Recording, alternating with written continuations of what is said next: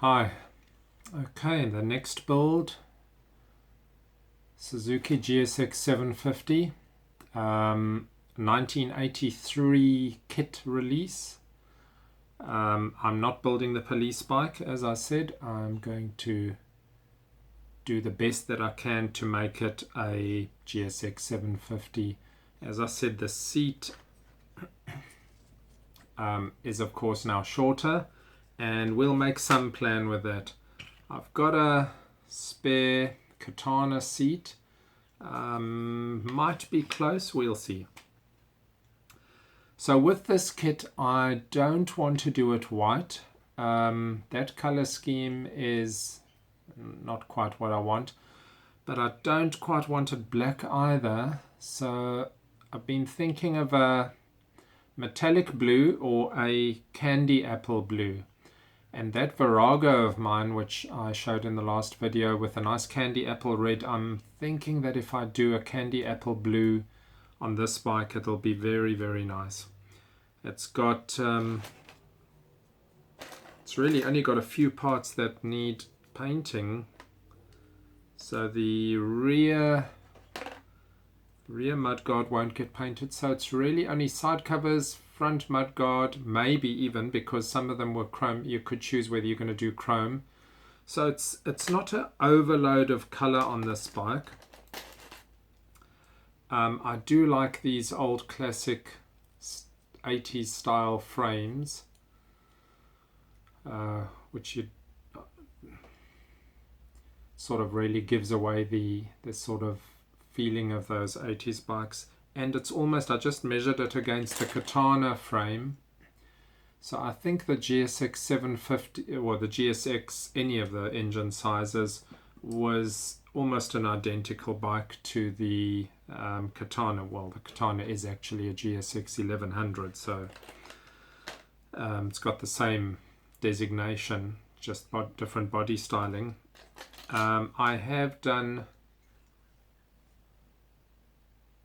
I've done a little bit of engine work so far. I'm not keeping standard engine colors. I do like to sort of just play around a little bit, not so much that it look too different from the standard, but I just want to move away from all of the engines being in almost the same colors. And of course, a lot of people were rebuilding their bikes in the 80s and 90s and even now. And you often found various spraying of engines. Sometimes cylinders ended up black. I have de-chromed almost all of the chrome parts. So I'm completely moving away from the bright, shiny bike. And although I want a very nice scheme on the tank, a very nice spray job on the tank, I'm open to the rest of the bike showing a bit of age, which means I'm not actually modeling it as released in the 80s.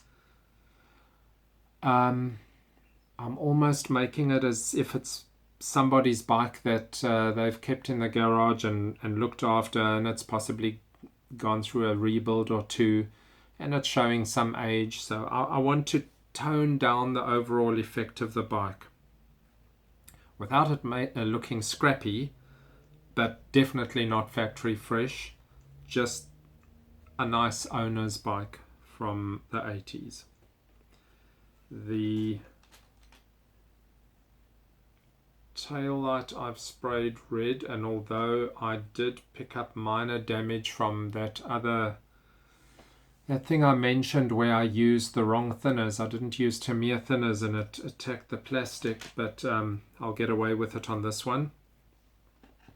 So really not a difficult kit, actually be quite nice to do a somewhat relaxed build after that CX500 turbo.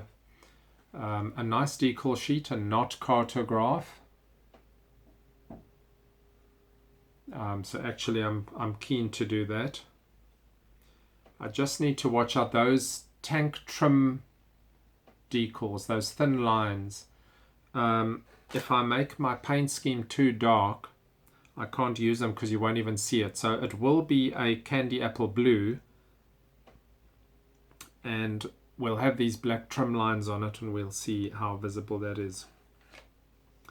A difficult area is the black painted rims need those flat surfaces facing out on each side to be, well, they were brushed aluminium at the time, not polished, machined aluminium. So there will be a little bit of detailing work to try and get that right, which I don't think I've actually done on a bike before. So I'm going to have to see how I actually do that. I'm thinking maybe the only option is one of those paint pens to sort of just run it on the outside there. I saw a guy using that in the video. Exhausts, I don't want bright exhausts, so probably just gonna have gloss black. Front mudguard, I'm in two minds. Same candy apple blue to match the tank, or not. Gloss black, for instance, which would indicate an oversprayed mudguard. Metal, but not fully bright chrome metal. Not sure. Give your thoughts. Frame will go black. That'll definitely go black. The rear mudguard black. The chain I'll give I've done it in a sort of a metal color, but I will give a little bit of dry brushing on there to bring out some of the metal detail.